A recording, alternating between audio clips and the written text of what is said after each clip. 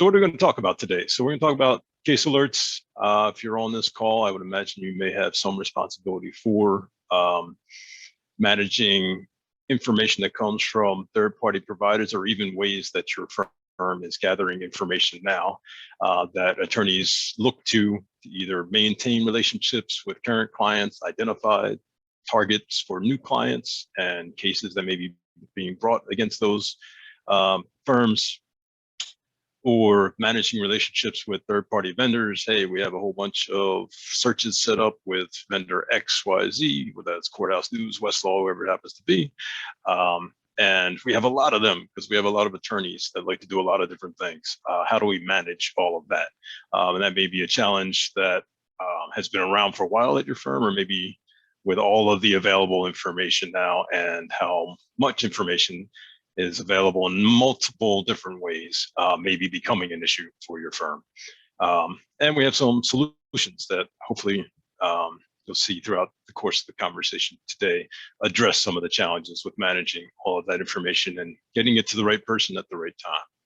So we'll talk about the solution that we have built. It's been sort of evolving for a couple of years now. And today we're going to talk about our latest iteration of it that is built upon the Microsoft stack. That's me, Jeff Pierantozzi, lead up the data analytics practice here at InOutsource. Excuse me, Jeff. We still only see the beginning slide that we'll get started in a couple minutes. That's what I get for pausing the share.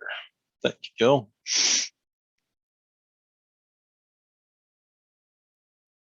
Let's try that again.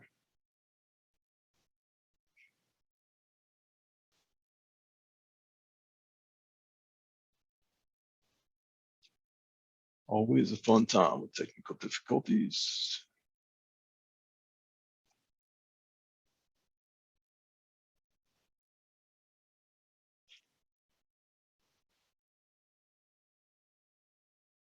There we go. Everyone see my face. All right, now you can see me on slides and on the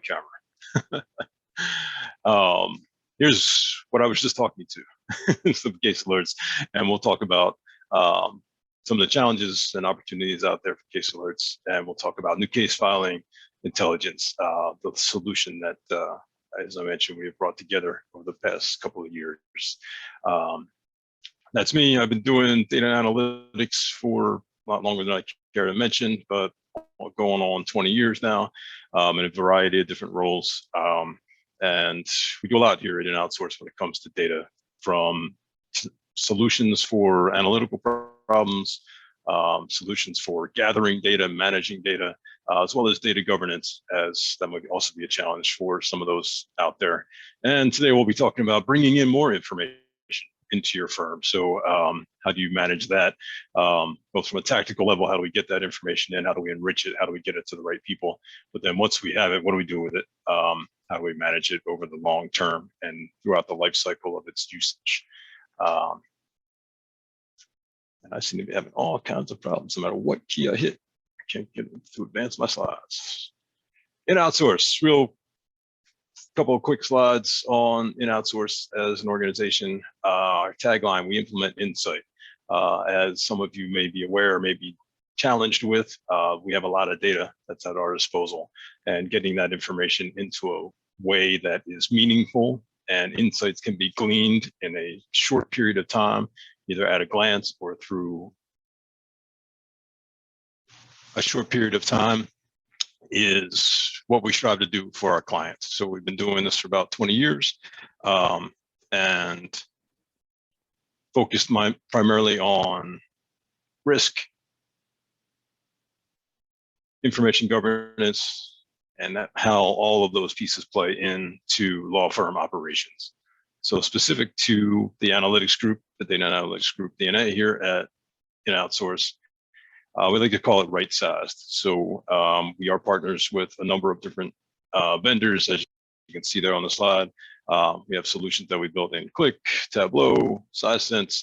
The one we're going to be talking about today is the Microsoft stack. So the left-hand side of those logos that you see down there, PowerBI, Power Automate, and Power Apps. We've done a number of different use cases. Today, we're really going to be speaking about our use case to solve a particular challenge on the knowledge management and the case alert side. But as I mentioned, we do other things as well.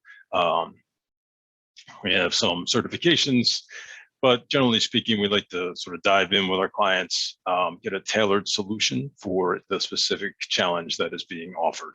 And we'll talk about that challenge and then our solution to it throughout the rest of today's conversation. So new case filing intelligence, what are we trying to solve? So there's all kinds of different statistics out there. If you have been working with data, I am sure that you have presented data to someone and sort of move towards insights based on the data that's available to you via some type of visualization. One that we have found recently in terms of where new case filing intelligence might help out with what law firms challenges they're facing today is specific to managing your KM knowledge management organization and doing more with less, as all of us seem to have that particular challenge these days. So finding people to do the work that KM does looks to be a challenge based on some of the information that you can see here on the slide. And it may also be that resources are not plentiful for your KM group in terms of, hey, yes, they are critical to the business, but you may not have unlimited funds to manage your team, grow your team, implement technology to perform all of the various functions of the KM group. And it may be a bigger challenge now in terms of post-pandemic and being able to recruit and retain staff that do this type of work and are intrigued by this type of work. So in that type of environment, one of the solutions that we like to put forward is automating some of those processes so that you are freeing up resources within your KM or within your organization in general to do more value-added work and maybe take some of the legwork out of managing something like all of the various case alert sources that you may have as an organization. This slide basically says our solution is helpful. We do think that there is an opportunity. Some clients that we have been working with, the amount of data that they want to be able to surface to their attorneys is not becoming less. It is always becoming more. Hey, wouldn't it be great if we could do this? Hey, we've always wanted to do that. Right now we have a manual process by which we compile this information.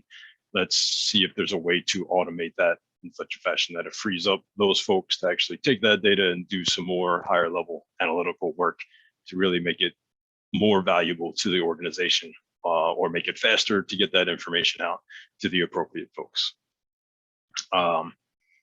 And we've used some pieces of technology, which we'll talk about in just a couple of minutes, that really can harness some of the power of natural language processing and some other technologies to get to a point where the computer is very close to as proficient as a human at managing the case alerts and the information that comes in as part of that business development client management component.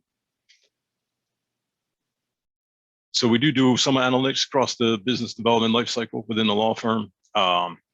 So typically, you will have a client matter intake component to your business development and to law firm operations.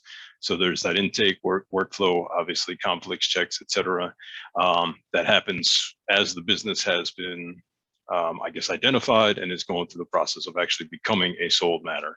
To the left of that, you have additional solutions that provide information to hopefully get you to a point where you need to do that client and matter intake, which are things like courthouse news or docket navigator or docket alarm, or even publicly available information from government websites or the dockets for various jurisdictions throughout the country. And you may also have a CRM system that manages client information or potential client information that such as Interaction or Salesforce, that your organization uses to take things like case alerts, manage campaigns, do the business development type work. That's where new case filing intelligence can help out in terms of, hey, we have all these alerts that are coming in, and to facilitate whatever the final solution is or final usefulness of alerts is, whether that's, hey, this is actually a lead that an attorney needs to follow up on and could lead to sold business, or hey, it is just an understanding of what trends are out there from a particular litigation perspective specific to a client. Hey, Bank of America has had 10 cases show up in the last month for this. Or it could be a target client. Hey, we're looking to do business with the Bank of America. Let's see if there are any cases that are coming in that fit into the things that we do as a firm. So that's the use case for new case filing intelligence, is to facilitate the business development process through managing and automating some of the process of enriching alerts so that information that comes in the door from a third-party provider or from whatever the data source is can get out to attorneys and allow them to make an actionable decision on whether or not that is work to be pursued. Once you've won the matter, there are all types of things on that right-hand side of the slide here. Won't talk too much about those, but just as a way of setting context for where new case filing intelligence sits within the operations and the business development lifecycle within law firms. So this slide is very busy on purpose, as this might look like somewhat similar to your knowledge management group and the different data sources that you use to identify cases that are associated to your existing clients, target clients. Each one of these vendors, obviously they exist as a vendor, so they have some type of information that is useful and differentiates them from some of the other vendors. But all of these systems bring it all together. So on the left-hand side, you see the alert providers such as Docket Alarm and Courthouse News and Courtwire and Court Alert.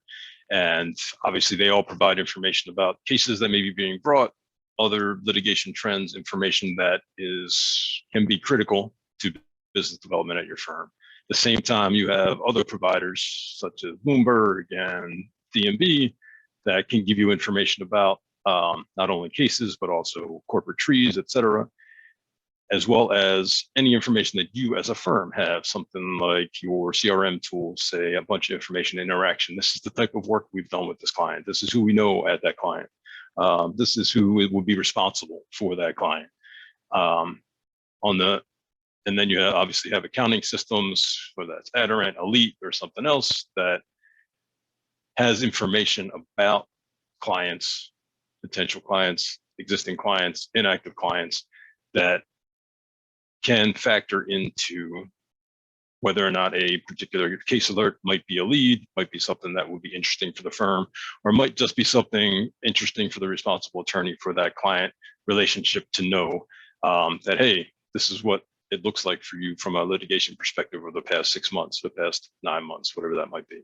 So new case filing intelligence pulls together these various data sources, can take information from third-party providers, take those case alerts, identify the defendants or the plaintiffs, match those up to your client list, target client list, existing client list, inactive clients, active clients, a subset of your clients, whatever that looks like, and get that information from your CRM tool, your accounting system, other locations. Say, hey, this alert came in. We now have identified what client, if any, is in the defendant list. And let's take that information and add some information to the alert. Here's who this alert should go to: Joe Smith, Sally Field, whatever the case might be, as responsible attorneys or billing attorneys for that client. Here's how many matters we've done in the past 3 years. Here's how much fees we've billed for that company, all of which can go into the decision-making process for whether or not that alert turns into an opportunity and whether that eventually leads to sold work for the firm.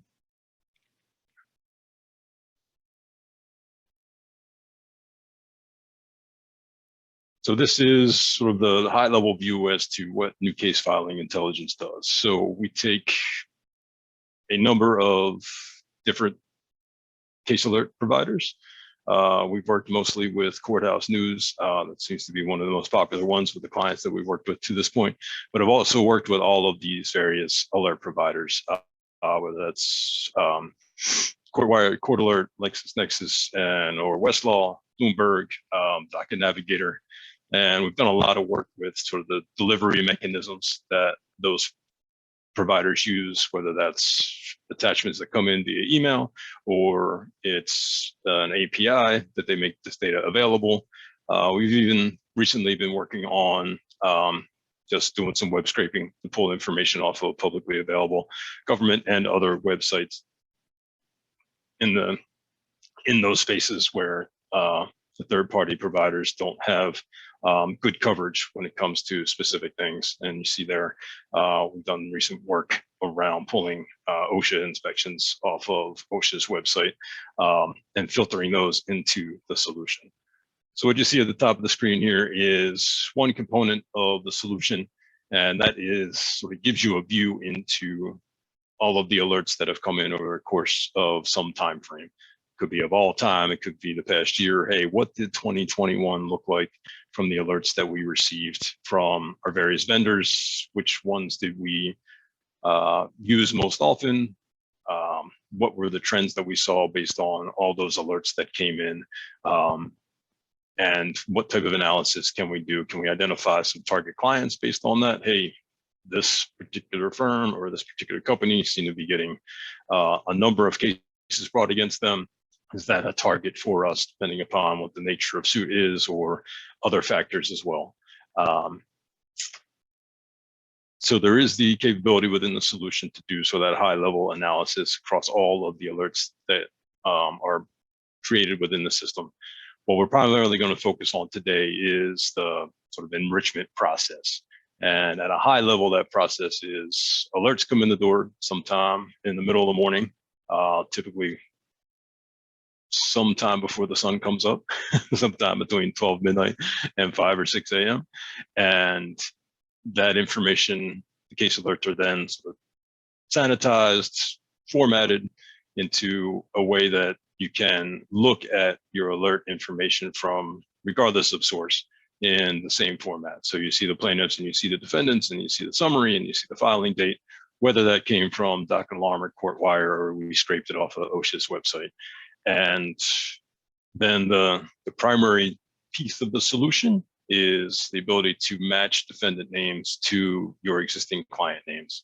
And we'll talk a little bit about the technology there, but it is sort of fuzzy matching on steroids and gives you the ability to match up defendant names for cases to the names of your clients. And once we get a good match on the client name, that leads to a particular client number.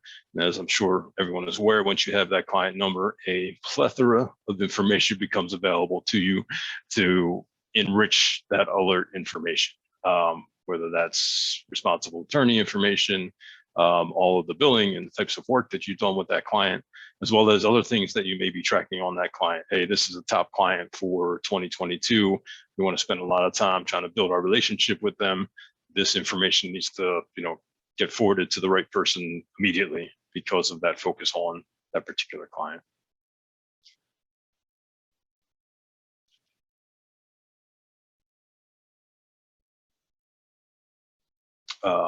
So just at a high level, I think I talked through most of this, but connecting to as many external data sources as necessary. So I think for clients right now, we have 8 or 9 sources being brought in as sort of the top end. And that is from both third-party providers as well as information that is being done by the solution itself in terms of bringing alerts in, as well as we have connected to Aderant and Elite and Interaction and Salesforce to bring all of that type of data in. So we've done a lot of work with the various vendors as well as numerous systems. So if there is data or alerts that are being provided to your organization, confident that either with existing mechanisms or engineering a new mechanism, wherever that information is coming from, whatever format is coming in, can be introduced into the solution, integrated into the solution, and whatever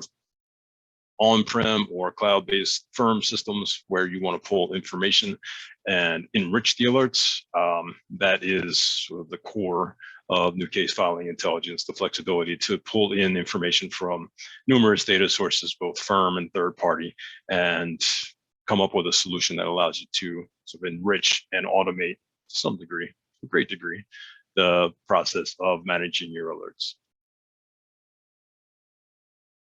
All right, now the part you've all been waiting for, at least I've been waiting to give you. So let's look at the demo. So what you're looking at here is the Microsoft Stack version of our new case filing intelligence solution.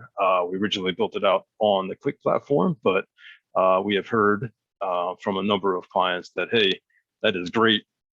We have an investment in Power BI and the Power platform within Microsoft, so we're not ready to move to Qlik. So we're being responsive to the market in terms of why we went and built out sort of another branch of the NCFI solution. I think, so Jeff, excuse me, you're still stuck on the demo screen. I think you need to swap over to the application. Oh, did I not? Thanks, Gil. Thought I was sharing the screen.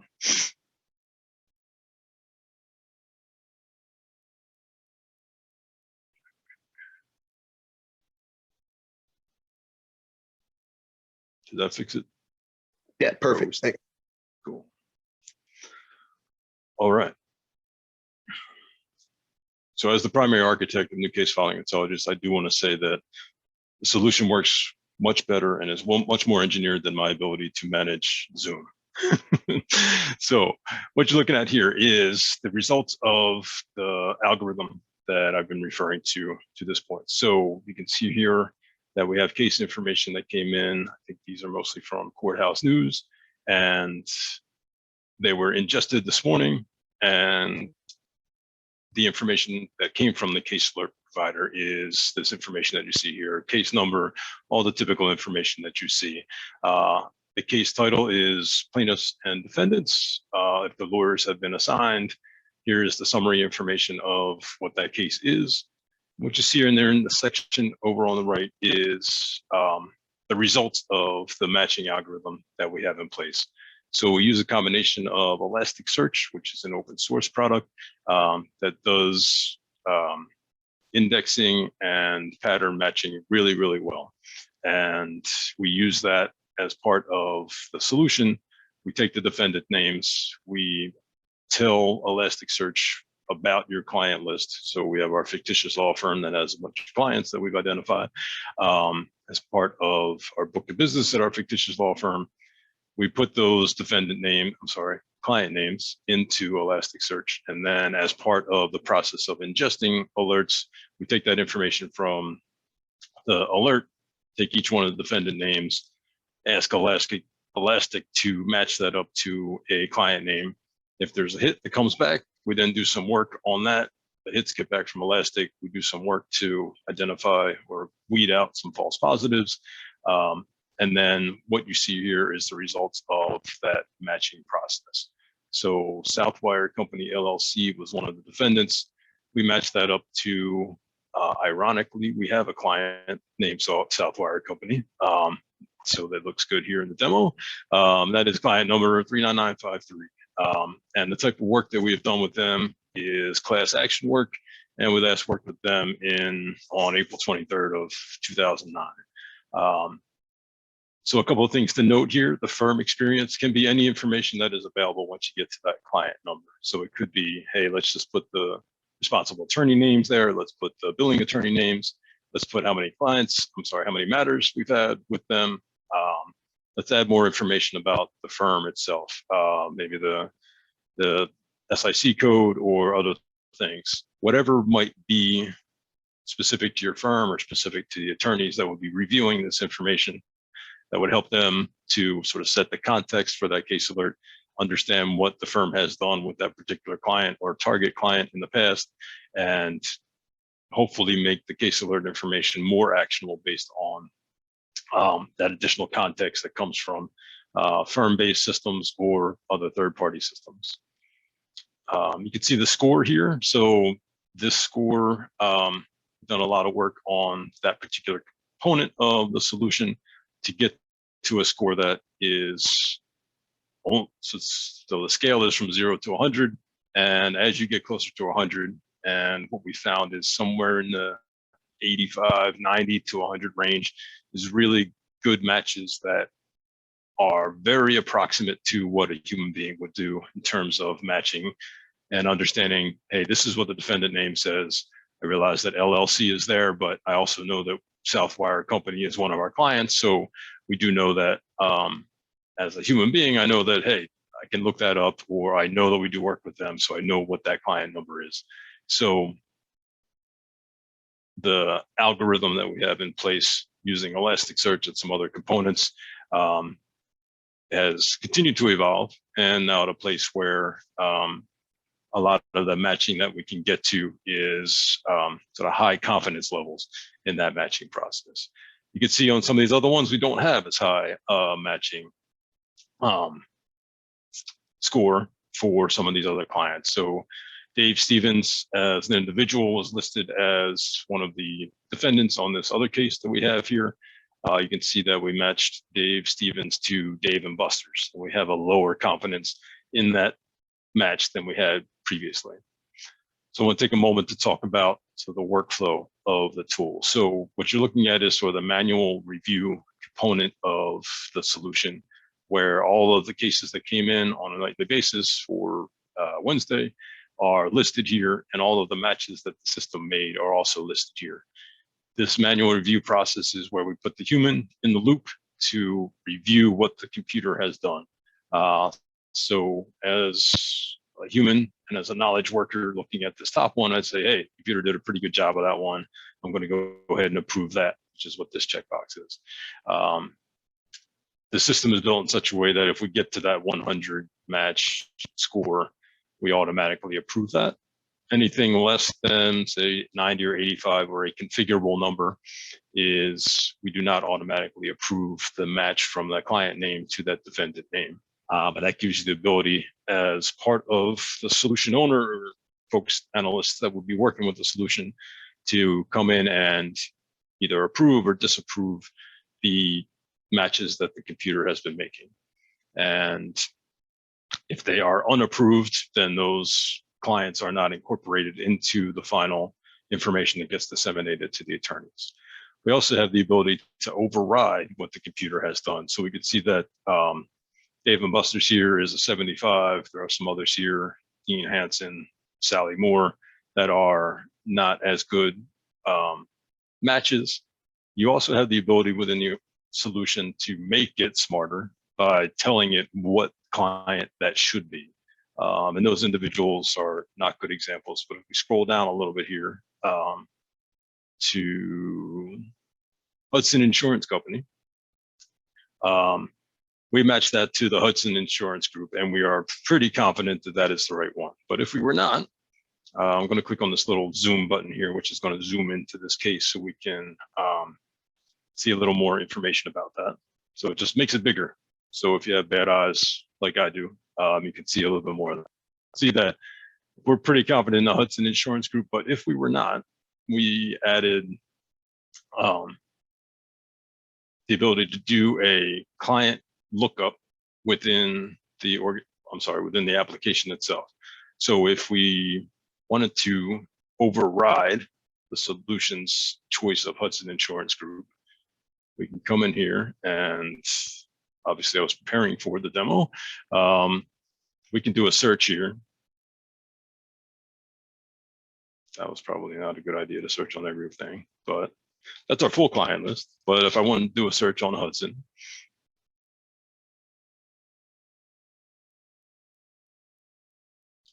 we now have all of the clients that have Hudson in the name. So if I wanted to came through here and said, all right, well, you know, Hudson Insurance Group was a good one, but it's actually Hudson International, which should be that match. I could take that client number and override what the computer did by coming over here, and this is an editable field. So I could say, all right, this is actually 20436. and I make that change, and you can see here that that changed from Hudson Insurance Group to Hudson International. The score is still 100. If it was something else like 67, for instance, if we thought Christopher Jones, we're actually also going to make him a part of Hudson International, you can see it updated the score and updates the firm experience to whatever client number that is. So as you might imagine, the background or within the solution is the knowledge of client numbers and client names and the firm experience information. So as you make updates here to override and to tell the solution, hey, that is not the right client to be matching to, this is information that can get processed now. So as you're going to send out these alerts that came in today, you can make those updates and make sure that the right information is being sent out. But it also makes the solution smarter in that we take those overrides, and if Christopher Jones or Hudson Insurance Company comes up again as a defendant, the solution will apply that manual update that was done. So we always sort of prioritize what the human beings tell the computer over what the computer tells itself in terms of matching. So going forward, if it sees Hudson Insurance Company, it won't try to match to Hudson Insurance Group or any of the other Hudson iterations that we saw. It will just use that one. Hey, somebody said that this is what that mapping is, so let's go ahead and use that one as part of the matching process that comes along as the alerts come into the system. Some other things to note here on this screen, you can see this little doorway button. That is actually gets you to the document, if there is one, associated to this particular case. So this, I believe, is a courthouse news case. And by clicking on that, we will come to our courthouse news solution or subscription requires us to pay for all those documents. But other solutions such as Westlaw, we know can be integrated in such a way that you can get directly to court documents by clicking on that link. So whatever the solution is within your organization, we've done a couple of different iterations of what this looks like to give the attorney that's receiving the alert, typically we're disseminating those via email, the information, whether that's, hey, this looks like a really good idea for us to go after this, but let me take a look at the court documents. We can surface links to external solutions like Westlaw, et cetera. We can attach documents to the email itself, a number of different ways of, or mechanisms for getting more information, again, adding the context to the individual alert and to hopefully make it as actionable as possible. So we can surface a link to the document. We can surface a link to, we don't surface the judge information here, but if some of your alerts that you have includes information about the judge in a particular case, and you have access to a docket navigator or maybe an internal system that has information about individual judges, we can surface that information either inline or as a hyperlink within the eventual email that goes out with the case alert information to individual attorneys or groups of attorneys as part of the final process. So to take that next step, so we talked about each one of these cases having come in as part of the import process for today. You can, as a knowledge worker, review each one of these, and you can do a couple of things. You can approve individual defendants. Yes, I'm comfortable with the University of Texas at Austin. I'm not comfortable with Dave, Stevens, Sally Moore, et cetera. Any of these that are unchecked, that client information and firm experience will not be included with the case when it gets disseminated. If the checkbox here is checked, then relationship between the defendant and a client is used, and the firm experience information is added to the case alert when it gets delivered to the eventual recipient. I neglected to mention, but we do have some capabilities built within the solution to identify duplicates. If you've worked with these vendors for a while, I'm sure have been aware that cases get changes, cases get updated. Courthouse News, not to pick on them, but typically Courthouse News does a really good job of reporting cases quickly. Sometimes they assign a temporary case number as the court is, as they're waiting for the court to provide an actual docket number. So there, you may see the same case show up multiple times, maybe with different case numbers. And obviously, if you have multiple alert sources, you've got Westlaw and you're using DMB and you're using Docket Navigator, you may have some of the similar cases coming from all those alert sources. So the solution does some work to identify, hey, this case already came in yesterday from Courthouse News, or it came in 2 days ago from Westlaw. Hey, came in on the same day. And it is configurable in terms of which one you would like to use. Hey, we are most comfortable as a firm with Courthouse News. Let's go ahead and if there's multiple versions of the same alert, one that comes in from Westlaw, one that comes in from Courthouse News, and another solution, let's go ahead and use the Courthouse News one. So the solution does some of that work in terms of, hey, we have all these solutions that are providing us case alerts, and we're not sure if we're getting duplicates. The solution will filter some of those out, or bring them to your attention in terms of, hey, this has been reported by the system previously. As you can see, we don't have any duplicates today. But if this alert had been identified or processed by the system previously, this duplicate column would say yes and give you a link to see that previous alert and what had been done to it. For instance, whether or not it had already been sent out to attorneys. What we have heard from clients is, hey, we only ever want to send this information to the attorney once. You know, as soon as we get it, we want to get it to them. If there are updates made to it, we may or may not want to send that same alert out again. Typically, the process has been, let us as a KM worker review that prior to sending out a duplicate that the attorneys had seen previously, to minimize the amount of information that is being disseminated to the attorneys, as we all know that they are busy, as we all are. So this is reviewing the system's capabilities of matching defendant names to client names. I'll take a moment to also say that there is automation within the solution as well, where if as a firm you were comfortable with a specific threshold for the match score, that, hey, anything 90 and above or anything 50% and above, I wouldn't recommend that, but if you were comfortable with that, go ahead and send out those cases to whoever the appropriate recipients are without a human having to be in the loop. So it does have the capability to do that, where if a case, for instance, this first case here, has a 100% match score, we're really confident that that client name is the right one to match to Southwire Company LLC. Go ahead and send that out without having to have a human review and approve that match prior to it going out. So many of our clients work in a hybrid mode where some of them will go out in an automated fashion. Some of them will, I guess, with a certain threshold. So, hey, we're high confident matches that the system has made. We'll auto send those out so we can sort of automate this process as much as possible. But then there's a chunk where, hey, we want to take a look at those before we send those out. Then there may also be a chunk where, hey, you know what, the system wasn't able to find anything in terms of our client list, and have another set of workflow. It says, hey, they will be in the system, but they're not going to be sent out, and they may be filtered out of the user interface so that they are not reviewed on a regular basis, kept in the system for some review at some point down the line, but not a high priority in terms of managing and disseminating those alerts that are not associated to a current client or a target client. So as part of the manual review process, I can come over here and say, these are the ones that I want to send out to my distribution group, whether that's attorneys or a group or staff or a combination thereof. So I can select all of these or just a couple of them.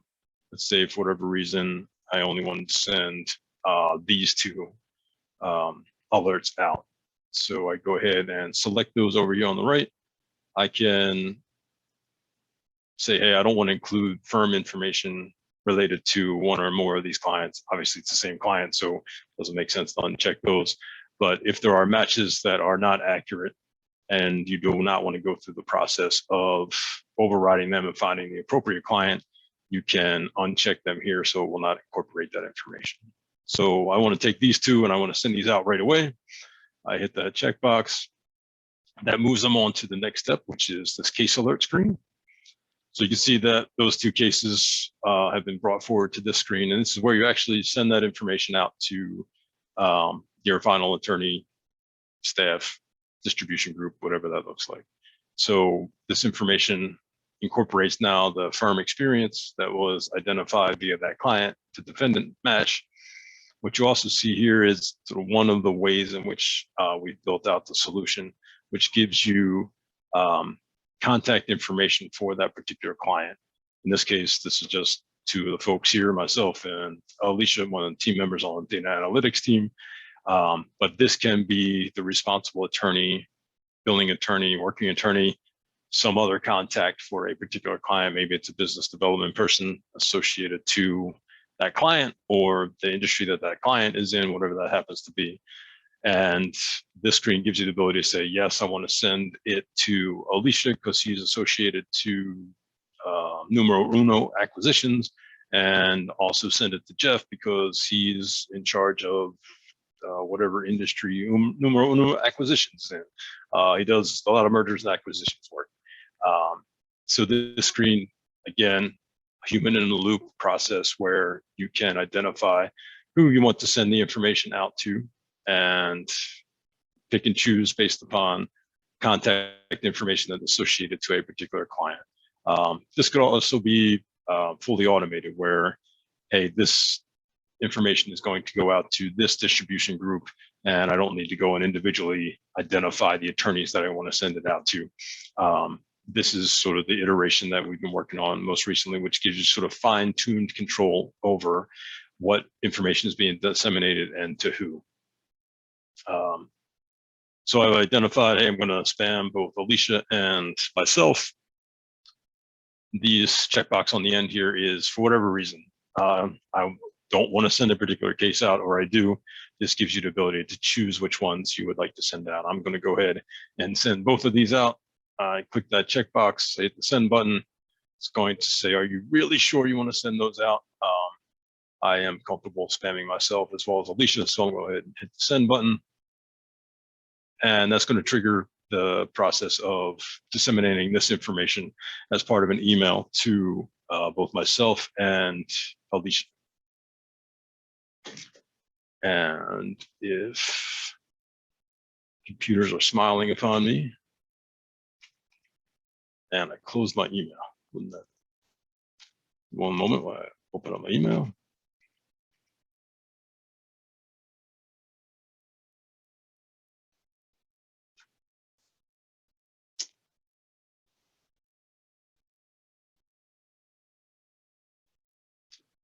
So you can see this email just arrived at 11:45 a.m. So it took less than a minute to arrive.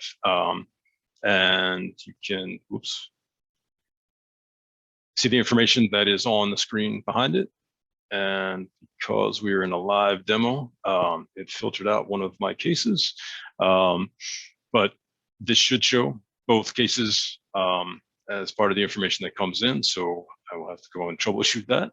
But as you can see, you can surface any of the information that is on the screen here, whether it's firm experience, summary, lawyers, information from the case alert itself, or any of the information from internal firm systems or other locations that is being matched up to the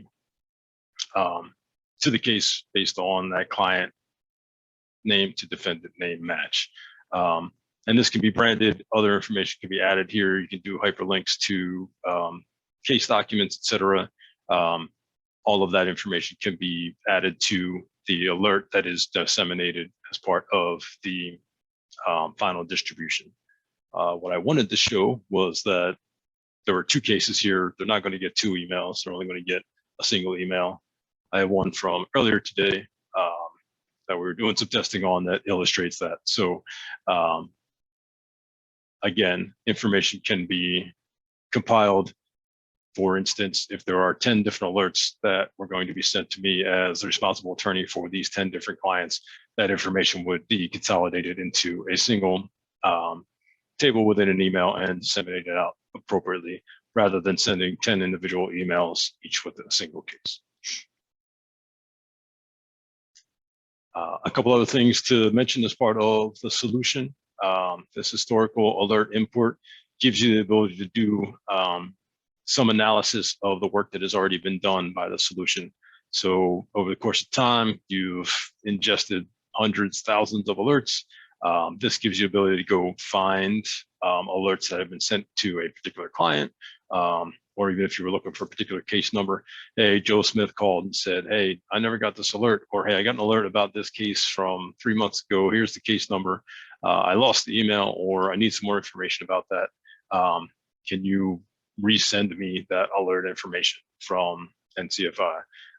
So you have the ability to search on client number, case number, an individual. And once you do that search, you can see I ran a search earlier for alerts that came in on March 14th. That gives you the ability to then review what has been done, who it was sent to. If you need to resend it or need to do some more work on it, if for whatever reason it was not sent originally back on the 14th, you can select those. You can add those back into the set of alerts that are in the client match review screen, and then send those out as well. Obviously, you can also do analysis here. If you want to do a search for a particular client number, it would show you all the cases that are associated to them. One of the pieces that I forgot to mention on the client/defendant search. So obviously this searches your existing client. This will give you an idea of cases within the system that may have been associated to that client number. So you can see as you're going through here, you may want to see, hey, how many cases have been sent, or have we previously sent alerts for this particular client to an attorney, or have been disseminated as part of the solution and the alerts that we have been processing. So this gives you some of that information and the ability to review those as part of processing the current day's alerts, or moving forward and doing either analysis on previous alerts that have been sent. This last screen that you see here, the data export. So all of this is sort of a snapshot of a single day in terms of the client match review and the case alerts. You obviously have access to the historical information as well, but this last export piece is, hey, I've done all of my work for the day. And that can be the manual review process, it can be the automated sending and dissemination of emails as well, and alert information. This gives you the ability to take all of that information. Hey, here's all the enriched case alert information. Let's take that and put it into this final repository. So this takes sort of a day's worth of work and sends it out and puts it into a particular repository. We built this specifically in that the Power Apps platform is a cloud-based Microsoft solution. So if the end result of all of the information that has client information associated to individual defendant names, if that is, I guess, protected, or security protocols at your firm don't allow you to store that in Microsoft's cloud, this gives you the ability to push that down to an on-premise location or to another cloud location, so that that information is only transitorily stored in Microsoft's cloud and doesn't reside there permanently. And that can be, from a technical architecture perspective, we have both sort of cloud-based components within the solution, but there are also on-premises solutions. So your client list, for instance, can reside in an on-premise location. It can be pulled into the solution as part of this processing components, and then removed once the processing is complete. The Power platform also has some ability to be stored locally on premise, but this is primarily a cloud-based solution for new case filing intelligence. That was a whole lot of words and a whole lot of clicking.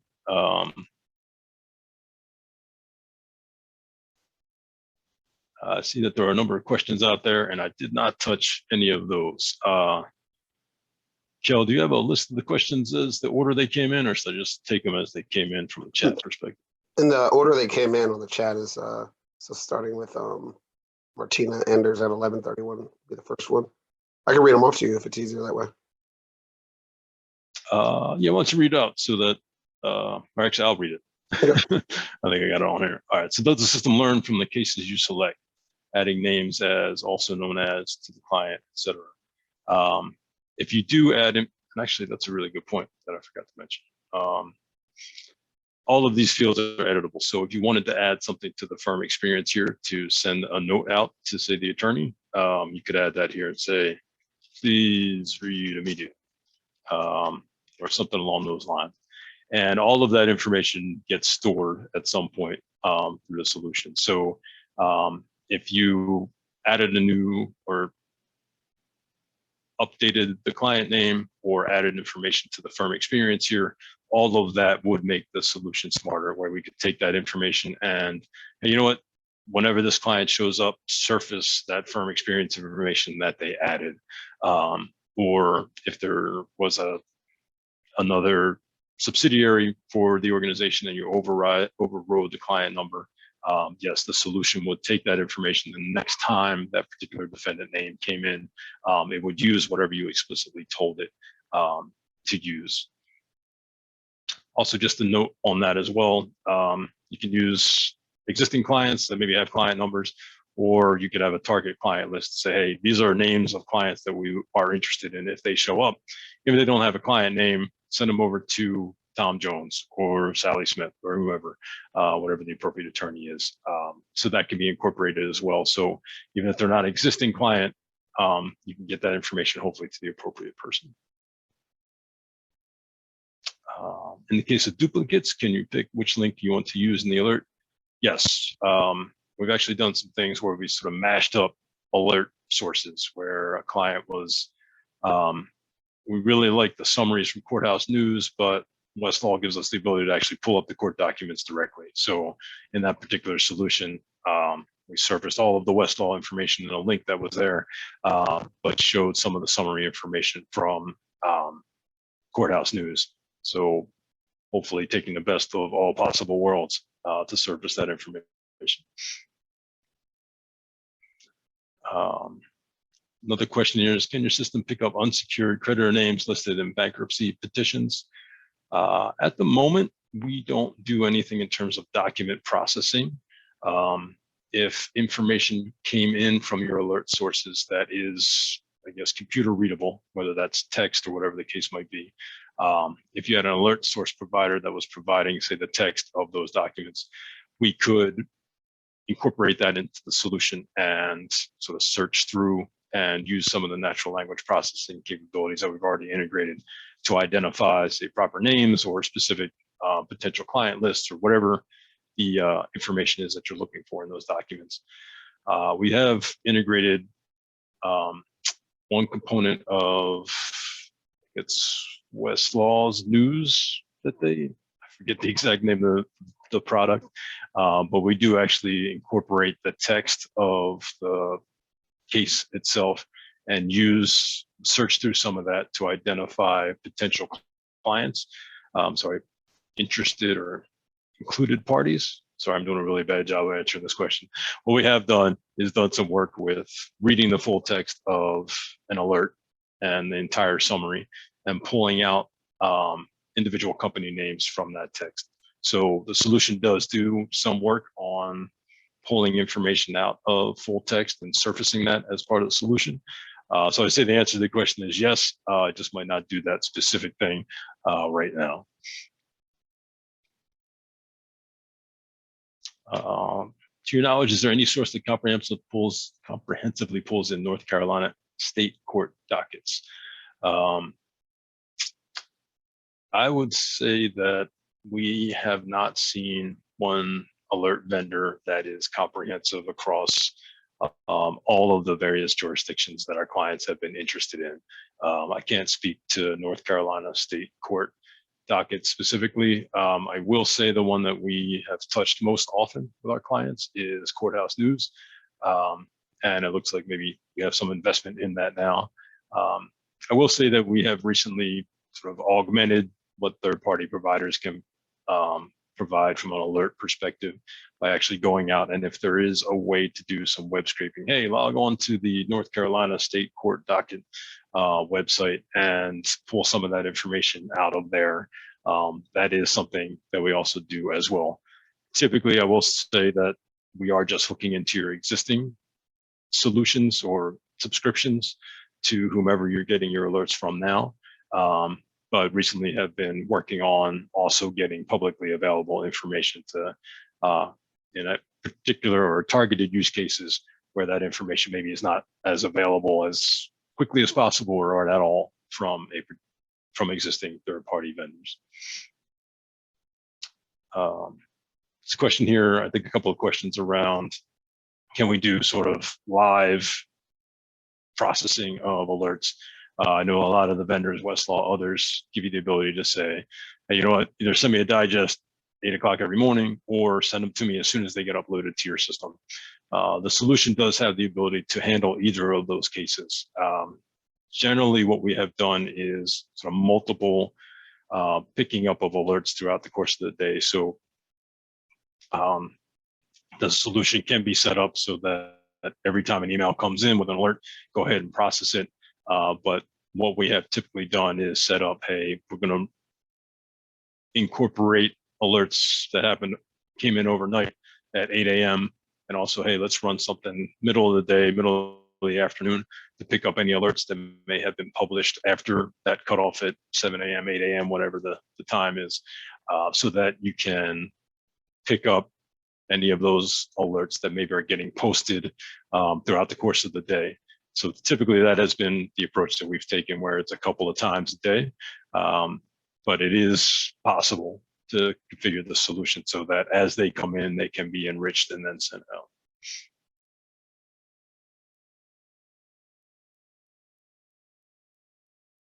I think that might be all of the questions. Maybe another minute.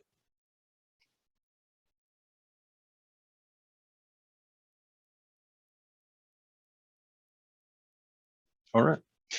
I will let everybody, I'll give everybody 60 seconds back in their day. Everybody can use as much time as possible, I would imagine. So I just want to thank everybody for attending today, listening to me talk about new case filing intelligence. Always happy to talk about challenges that people are having. Obviously, if you're interested in new case filing intelligence as a solution, or even some of the things that we've done, maybe you have pieces of this already within your organization or looking to, hey, how do you do that client match? Happy to talk about sort of the under the covers as to how we do that. Always looking to move things forward and advance things forward. Love for you to make an investment in new case filing intelligence, but also interested just to talk through technology, et cetera. Again, thanks everybody for attending, and that is new case filing intelligence. Everyone have a great day.